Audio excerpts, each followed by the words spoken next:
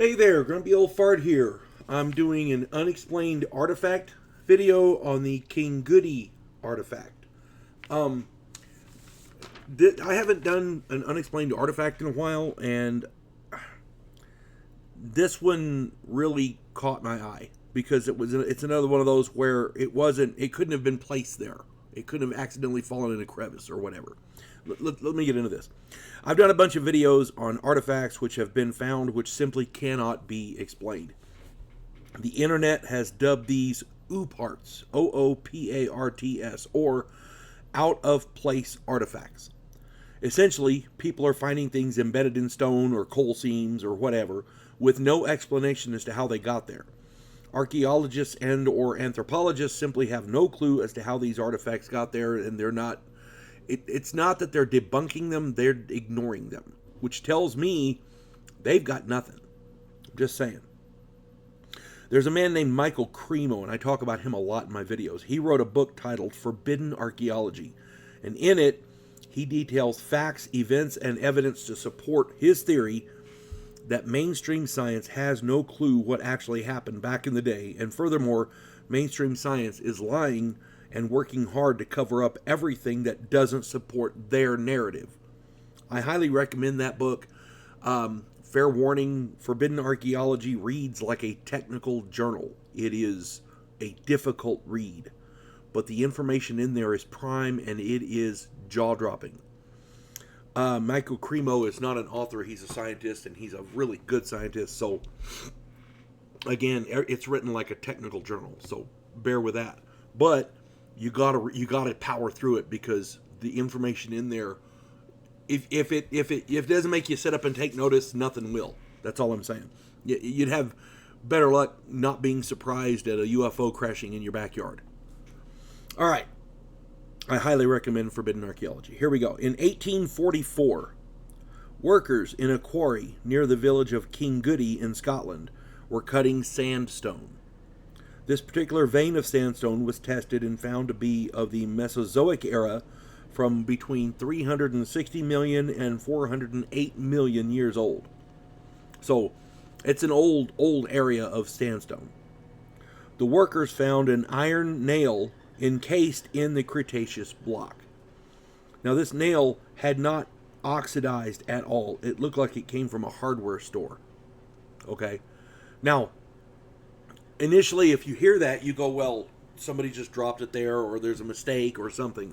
But this wasn't found like somebody hammered it into a piece of rock.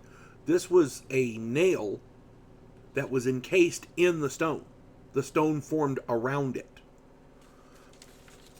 What is an iron nail doing encased in 360 million year old sandstone?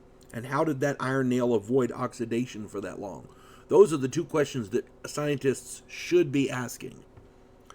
To give you an idea of the age of this particular sandstone and the artifact inside it, when the sandstone was forming around the nail, the first amphibians were just starting to walk on land. Human beings weren't even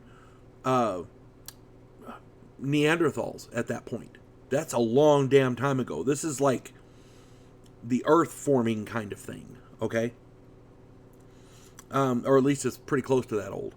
The artifact was sent to the University of Scotland for testing. The nail apparently is an ordinary iron nail of nondescript design, which, I'm sorry, that's stupid. It is an ordinary nail that didn't oxidize over 360 million years while encased in sandstone. Yeah, there's something wrong with that.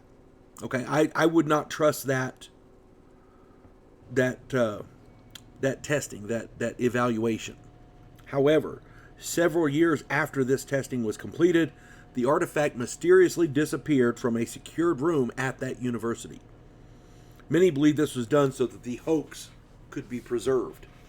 Others feel that scientists could not disprove its authenticity, so they simply made it disappear. Either way, the artifact is gone and no further testing is possible.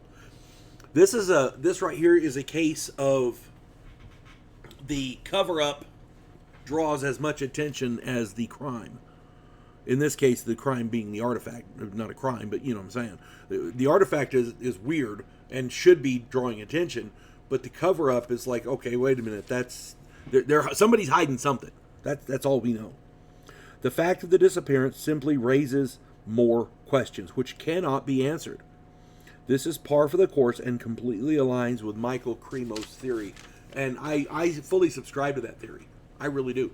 Because it's not just these unexplained artifacts. They're finding bones now that don't fit in the narrative. They're finding houses that are a lot older than should have been. They're finding stuff that suggests that there might have been a civilization prior to the big flood that was pretty damned advanced. Okay? We can't say for sure this is what happened because we don't know. But the reason, the whole point of the UPART quote-unquote scandal is that mainstream science doesn't know what's going on, but they're acting like they do. And they're hiding evidence that disproves what they're saying. That's the key. And, who pays for the science? Americans, we do. Okay? Virtually all over the world, who pays for science? Americans do. I mean, there's other countries that don't put some money towards science, I agree. But we have research grants. We're the scientific leaders of the world. And we can't get at the truth, something's wrong. That's all I'm saying. Something is wrong. If you enjoy my content, it would really help me out if you could hit the like button, subscribe to my channel, share my content on all of your social media platforms, and post a comment or two. Remember, I welcome your comments, even if you disagree with me. And check me out over on Rumble for my political commentary and weekly current events. If you enjoy a good book, check out my author page on Amazon. It's H.L. Anderson. You can find all of my books there, including the 3 pictured here and the 4th one in the series. The Drifters, Drifters 2, Chaotic West, Drifters 3, Sands of Blood, and Drifters 4, Dynasty of the Heretic. Yeah, check those out. Dynasty of the Heretic actually is based on something like this video. So check it out. Hope you find something you like. And there's a lot of other stuff on my author page there. Hope you find something you like. I hope you find something you like, and I hope you enjoy reading it. That's all I got for this one. You folks have a good one. God bless one and all.